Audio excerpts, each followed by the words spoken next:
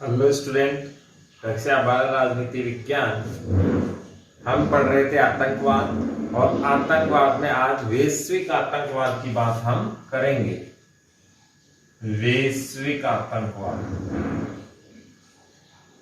वैश्विक आतंकवाद के उदाहरण में हमने एक उदाहरण तो 9/11 का जो अमेरिका पे हमला हुआ वो हमने बहुत डिटेल से पढ़ा था कि किस प्रकार से तालिबानियों ने प्लेन हाईजैक किए और अमेरिका के वर्ल्ड ट्रेड सेंटर, पेंटागन और बाकी जगहों पर किस प्रकार से आक्रमण किया। इसके बाद हम अगर आगे देखें तो भारत में खालिस्तान, ये भी एक बड़ा आतंकवादी समूह है, इसको भी हमें जानना बेहद जरूरी है। खालिस्तान क्या है? 1985 से लेकर 1995 तक आपको याद रखना है, पंजाब में संघर्ष का दौर था। पंजाब में क्या था? संघर्ष पाया जाता था, और संघर्ष भी बहुत खतरनाक वाला था। परिस्थितियां बहुत प्रतिकूल थी, लोग बाग हिंसा पर आ गए थे। जिस प्रकार से नक्सलवाद एक प्रकार से हिंसा पर है, किसी भी प्रकार की हिंसाग्रस्त अगर कोई कार्य हो रहा है तो वो आतंकवाद की श्रेणी में आता है। जबरन किसी भी चीज को अपने अनुसार बदलना क्या है? हिंसा ही है। जैसे आज के जमाने में हम देखते हैं प्रेशराइज काम करवाया जाता है, जबरन काम करवाया जाता है, वो भी एक आतंकवाद का ही क्या है? रूप है। पंजाब, भारत के पंजाब से एक अलग राज्य बनाने की मांग उठ रही है, अलग देश बनाने की मांग उठ रही है। आप ये ध्यान रखना, ये एक देश, और इस देश में से एक बड़ा राज्य ये है। यदि इसके काटकर 2 राज्य बना दिए जाएं तो कहीं कोई प्रॉब्लम नहीं है, लेकिन अगर इसको काटकर अलग देश बना दिया जाए इस तरीके से, नया देश, तो प्रॉब्लम आएगी। पंजाब से नया राज्य हमने हरियाणा बनाया, इट डजेंट मैटर, कहीं कोई दिक्कत नहीं आई। नया राज्य और चाहते हैं और भी बन जाएंगे, उसमें भी कहीं कोई दिक्कत नहीं है।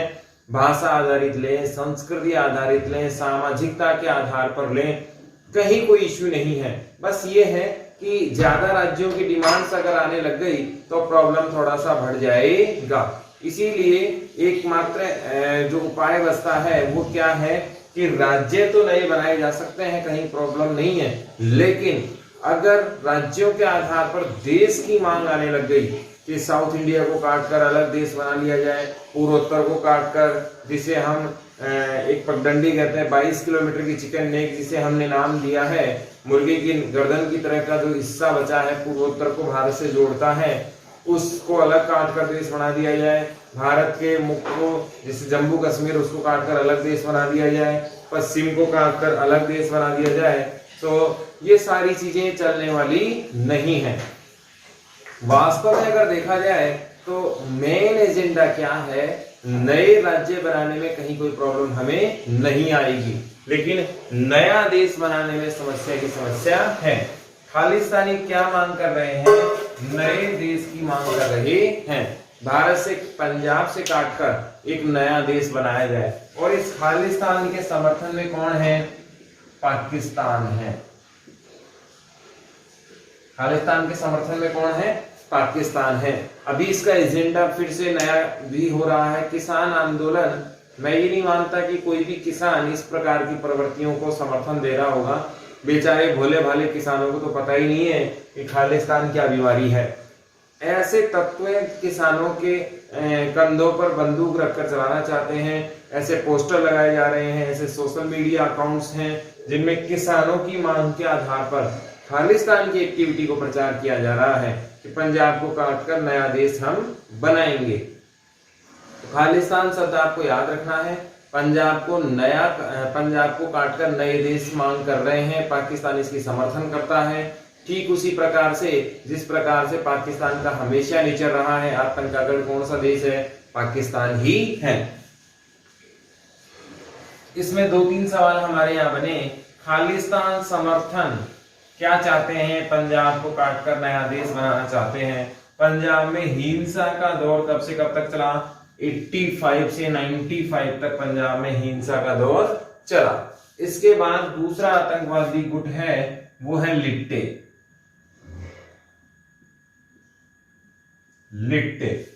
लिट्टे वास्तव में अगर देखा जाए तो ये 2009 में समाप्ति ही हो गया है, लेकिन अभी भी इसके अंश पाए जाते हैं। एक एग्रीमेंट हो गया, समाप्त तो क्या हो गया, उसके बाद इन्होंने हिंसा छोड़कर लोकतांत्रिक माध्यम अपनाने की बात कही है। जैसे मिजोरम की भी बात हम करेंगे यहाँ। लिट्टे श्रीलंका का आतंकवादी गुट है। इसके बारे में बस हल्का सा ही हमें जानना है। श्रीलंका में दो जनजाति थी, एक तो सिहली जनजाति, आपके सिलेबस में किताब में ये नहीं है, मैं एक्स्ट्रा उदाहरण बता रहा हूं। सिहली जनजाति और एक है तमिल जनजाति। वास्तव में जो मूलवासी हैं, जो स्थानीय नागरिक हैं, वो कौन है? तमिल नहीं है, सिहली लोग हैं। इसे श्रीलंका का दूसरा नाम क्या है? सिहली द्वीप भी था। श्रीलंका का मूल नाम क्या है? सिहली द्वीप भी था। तो स्थानीय निवासी कौन है? सिहली। हुआ क्या, अंग्रेजों के समय भारत से चाय की खेती करने के लिए तमिलनाडु के स्थानीय निवासियों को ले जाकर कहां बसा दिया गया? श्रीलंका बसा दिया गया। आप जानते हैं बॉर्डर हम शेयर करते हैं, बीच में समुद्र है, 5 जलडमरू, और उसके बाद हमारा उनका सीमाओं का बहुत नजदीक होना, इसके लिए संयोग रहा। यहां से हमारे मजदूर कहां चले गए? श्रीलंका चले गए। अंग्रेजों का दोनों जगह राज था, यहां से ले जाकर वहां चाय की खेती इनको कराने लग गए। तमिल लोग वहां बहुत सालों तक रहे। बहुत सालों से रहने से उनकी प्रॉपर्टी डेवलप हो गई और वे वहां के लोकल अपने आप को मानने लग गए। जब श्रीलंका आजाद हुआ 48 में, तो एक बड़ा सवाल उठकर सामने आया कि क्या तमिलों को भारत आ जाना चाहिए या वहीं रहना चाहिए। लेकिन कोई इनके पीछे डामाडोल स्थिति को अंग्रेज भी छोड़ के चले गए। श्रीलंका भी इसका सॉर्ट आउट नहीं कर पाया, भारत में इनका सॉर्ट आउट नहीं कर पाया, और ये लंबे समय तक ऐसे ही चलते रहे। धीरे धीरे सिहली आक्रामक हो गए और इन्होंने तमिलों के विरुद्ध कार्रवाई करना शुरू कर दिया।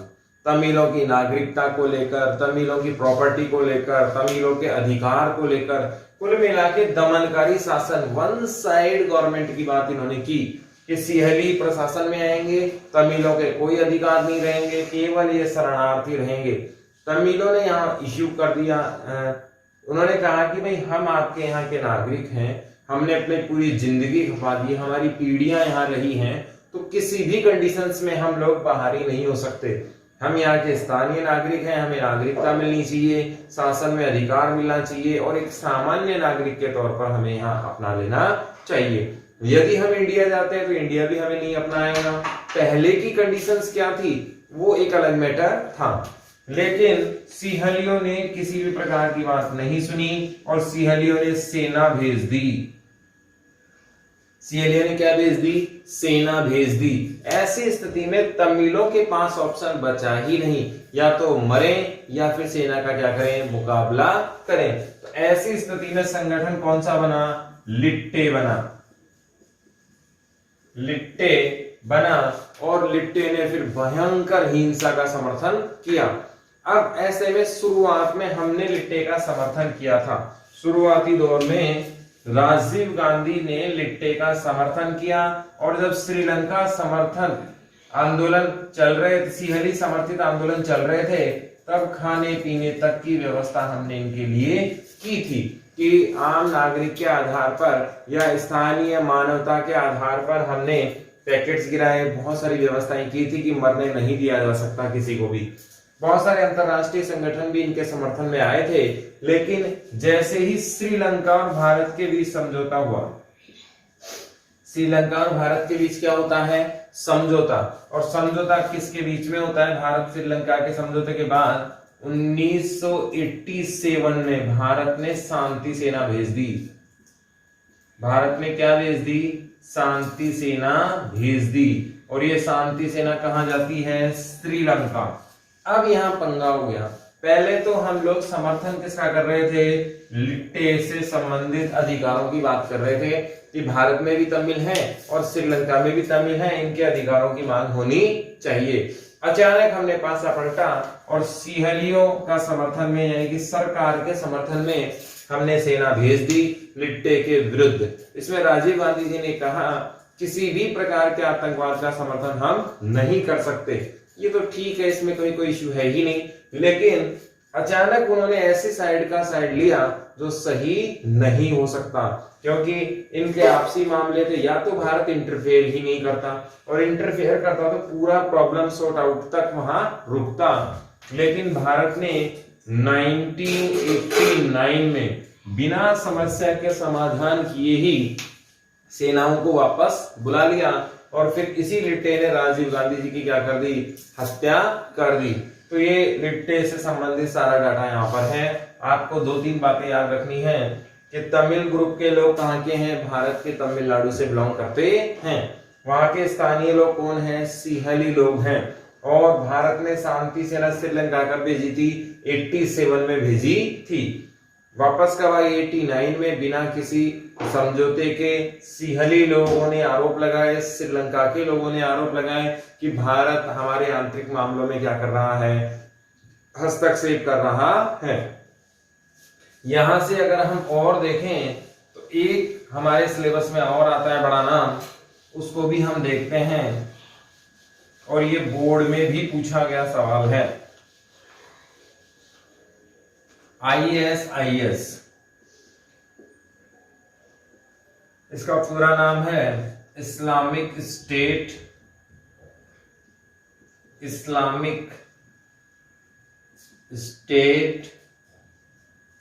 ऑफ इराक और सीरिया। ये इसका पूरा नाम है, आपको याद रखना है। बोर्ड, अजमेर बोर्ड ने आपसे एक बार सवाल पूछा था, ISIS का पूरा नाम क्या है, Islamic state of Iraq and Syria. अब आपको यहां से यह भी ध्यान रखना है कि इराक और सीरिया ही इसका गढ़ क्यों बना, क्योंकि ये दोनों ही किससे संबंधित हैं, पेट्रोल से संबंधित हैं। आपने बहुत बार देखा होगा खाड़ी देशों में पेट्रोल की प्रचुर मात्रा पाई जाती है, और यहां पर इस्लामिक स्टेट बनने का कोई कारण हमें उस पर डिटेल नहीं करनी, बहुत से लंबा मामला हो जाएगा। अपने सिलेबस में बस इतना सही है कि ये कहां का संगठन है, ये इराक और सीरिया का संगठन है, और इसका जो लीडर था वो था बगदादी, जो मारा गया। बगदादी इसका क्या था, लीडर था। Islamic state of Iraq and Syria इसका पूरा क्या है, नाम है, आपको याद रखना है। ये भी एक बड़ा आतंकवादी ग्रुप है।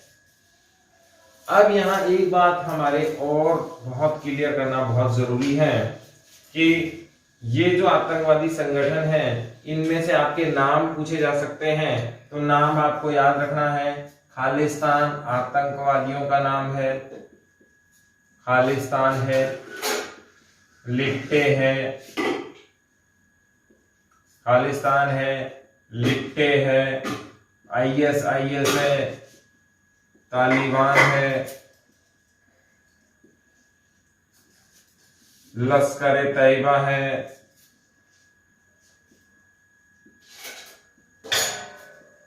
जैश मोहम्मद है,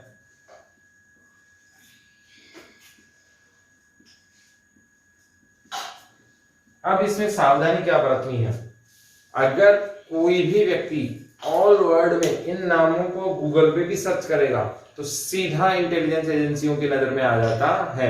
तो ऐसी गलती कभी भी लाइफ में नहीं करनी चाहिए, क्योंकि इन नामों पर प्रतिबंधित गूगल ने कर रखा है। दुनिया भर की एजेंसियां सर्च करती हैं कि इनसे जुड़े हुए लोग कौन हैं, और फिर उन पर कार्रवाई की जाती है। तो ये आपको सिर्फ स्टडी मैटर के लिए है, मैंने आपको नाम बता दिए हैं। आतंकवादी समूह के अगर आपसे नाम पूछे जाएं तो इनमें से कोई 2 नाम आपको याद होने चाहिए। इसमें हम आगे देखें तो धर्मांता, धर्मांता का मतलब है धर्म का अंधा अनुकरण, धर्म का अंधा अनुकरण क्या कहलाता है, धर्मांता कहलाता है। अब यहाँ पर धर्म का आतंकवाद से क्या संबंध है, ये एक बहुत बड़ा विवाद का विषय है। धर्म का आतंकवाद से क्या रेशियो है, क्या कनेक्शन है, ये एक बड़ा कॉम्प्लिकेटेड इश्यू है, कॉम्प्लिकेटेड सब्जेक्ट है। अब इसको लेकर पश्चिमी देश अलग राय रखते हैं और बाकी दुनिया क्या रखती है, अलग राय रखती है। पाकिस्तान में इसका एक हम अलग इश्यू देखते हैं। तो अलग अलग जगह ये अलग अलग रूप में निकल कर आता है। ऐसा नहीं है कि इस्लामिक ही केवल आतंकवादी हैं, ऐसा नहीं है। अगर इस्लामिक से जुड़े हुए आतंकवादी होते तो दुनिया में बहुत सारे इस्लामिक देश हैं। भारत में पाकिस्तान से ज्यादा मुसलमान रहते हैं, लेकिन पाकिस्तान पर्टिकुलर ऐसी शिक्षा जारी करता है कि कहीं ना कहीं हम लोग क्या हैं, खतरे में हैं। हमारे यहाँ के जो इस्लामिक हैं वो क्या है, खतरे में हैं, जबकि दुनिया के बाकी मुसलमान बिल्कुल सेफ और अहिंसा पर विश्वास करते हैं। अब ये विवाद का विषय कैसे है कि जैसे जम्मू कश्मीर की हम बात करें तो जम्मू कश्मीर आधारित है पृथकतावाद पर। पृथकतावाद, यहाँ की जो लोकल जनरेशन है उसको बरगलाया जाता है, भड़काया जाता है, किसके खिलाफ, भारत के खिलाफ। और ये भारत से जम्मू कश्मीर को क्या करना चाहते हैं, अलग करना चाहते हैं, काटना चाहते हैं। तो कहीं ना कहीं पृथकतावाद का जो आतंकवाद है या यूं कहें हिंसा है वो कहाँ फैल रही है, जम्मू कश्मीर में फैलती हुई हमें नजर आती है। किसी भी धर्म, दुनिया का कोई भी धर्म है वो किस पर आधारित है, अहिंसा पर आधारित है, शांति पर आधारित है, मानवता पर आधारित है, समानता पर आधारित है, सहयोग पर आधारित है और प्रकृति प्रेम पर आधारित है। अभी तो हमारे सिलेबस में धर्म चैप्टर हटा दिया, यदि अगर वो जुड़ा होता तो ये सारी चीजें उसमें शामिल होती हैं।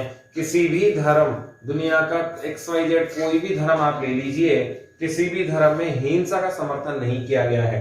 हर कोई धर्म शांति चाहता है, मानवता की बात करता है, समानता की बात करता है, सहयोग की बात करता है और प्रकृति प्रेम की बात करता है। फिर हिंसा से कहां जोड़ा गया, धर्म में अच्छी बातें कही गई हैं, जो अनुयायी हैं, मानने वाले, अनुकरण करने वाले, जो लोग उसके अनुयायी हैं, वे लोग अपने अनुयायियों को मॉडिफाइड रिलीजन पेश करते हैं, यानी कि एक अपने आधार पर बना हुआ धर्म आगे परोसते हैं। और वो लोग ऐसी शिक्षा देते हैं आक्रामक, जिससे क्या फैलती है, हिंसा फैलती है। तो दुनिया का कोई भी धर्म ऐसा नहीं है जो किसका समर्थन करता हो, हिंसा का समर्थन करता हो। दुनिया का प्रत्येक देश किसका समर्थन करता है, अहिंसा का। प्रत्येक धर्म किसका समर्थन करता है, अहिंसा का समर्थन करता है, शांति का समर्थन करता है। तो बीच में प्रॉब्लम कहाँ आई, जो इसके अनुकरण करने वाले हैं, जैसे तालिबानी इस्लामिक स्टेट के लोग हैं, ISI इस्लाम से जुड़े हुए लोग हैं, और भी बहुत सारे जैसे मोहम्मद के लोग हैं। ये नव युवाओं का ब्रेन वॉश करते हैं, नया सिस्टम डेवलप कर रहे हैं और उनको ये सिखाया जाता है कि यदि आप इन लोगों को नहीं मारेंगे तो आप असुरक्षित हैं, इस्लाम असुरक्षित है। इस प्रकार की भावनाएं उनके अंदर डेवलप की जाती है। उनका धर्म से कहीं कोई कनेक्शन होता ही नहीं, वे केवल अपने अपने फायदे के लिए ऐसा कर रहे हैं। जम्मू कश्मीर के अगर एक उदाहरण और देखें तो जम्मू कश्मीर के नेताओं के बच्चे अमेरिका, ब्रिटेन, फ्रांस अच्छी अच्छी जगह पढ़ रहे हैं और वो बुर्का भी नहीं पहनते, बहुत फैशनेबल ड्रेसें पहनते हैं। फिर इन पर इस्लामिक लोग क्यों नहीं लागू होता?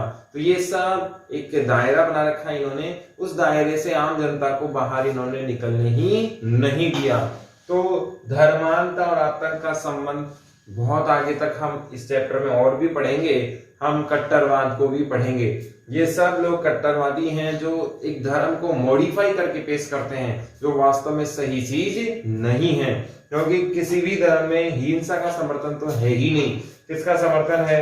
अहिंसा का है। तो लोग बाग अपने फायदे के लिए इस प्रकार के आतंकवाद को प्रोजेक्ट कर रहे हैं।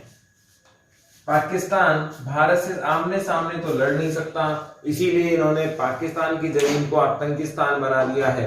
और आतंकवाद का गढ़ किसे माना गया है? पाकिस्तान को, क्योंकि वहां ऐसी पॉलिसी अपनाई जाती है। उसका एक कारण भी है। 1990 के दशक में जब आतंक का जन्म हो रहा था, या 80 के दशक में आतंक का जन्म हो रहा था, तो अड्डा किसे बनाया गया? पाकिस्तान को।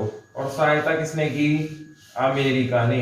बाद में पता लगा ये अमेरिका को ही खाने वाला है, तो अमेरिका ने कार्रवाई करना शुरू की। अब पाकिस्तान में कौन कौन रह गए? एक तो सेना रह गई, एक रह गई धर्मगुरु, और एक रह गए आम जनता। अब प्रॉब्लम क्या है? यदि आम जनता का शासन आता है तो सेना की नहीं चलती है और धर्मगुरुओं की नहीं चलती है, और वहां प्रभाव ज्यादा किसका है? सेना और धर्मगुरुओं का ही है। धर्मगुरु चाहते हैं कि हमारा पाकिस्तान यदि खत्म हो गया तो हमारी वैल्यू ही खत्म हो जाएगी। हाफिज सईद जैसे वहां के जो धर्मगुरु हैं, आतंकवादी हैं, वे अपना प्रभाव जमाए रखना चाहते हैं। सेना में परवेज मुशर्रफ जैसे तानाशाही अपनी दादागिरी जमाना चाहते हैं। कर्नल बाजवा जैसे पाकिस्तान के जो समर्थक हैं, वे सेना में अपना दबदबा बनाया जाना चाहते हैं। आम जनता को शासन में नहीं आने देना चाहते। यदि आम जनता आएगी तो भारत के साथ समझौते होंगे, व्यापार होगा, शांति बहाली होगी। लेकिन ऐसी स्थिति में सेना और धर्मगुरुओं का प्रभाव क्या हो जाएगा? कम हो जाएगा। और पाकिस्तानी ऐसा कभी नहीं चाहते कि भारत के सामने हम लोग समझौते पर आए, शांति पर आए। भारत के साथ हमेशा विवाद बना रहेगा तो इनकी वैल्यू हमेशा बनी रहेगी। इसीलिए सेना और धर्मगुरु विवाद को सुलझने ही नहीं देते। अब यदि विवाद सुलझेगा तो आपसी समझौते हो जाएंगे, भाईचारा बढ़ेगा, अहिंसक माहौल हो जाएगा, और दोनों ही ऐसा नहीं चाहते हैं।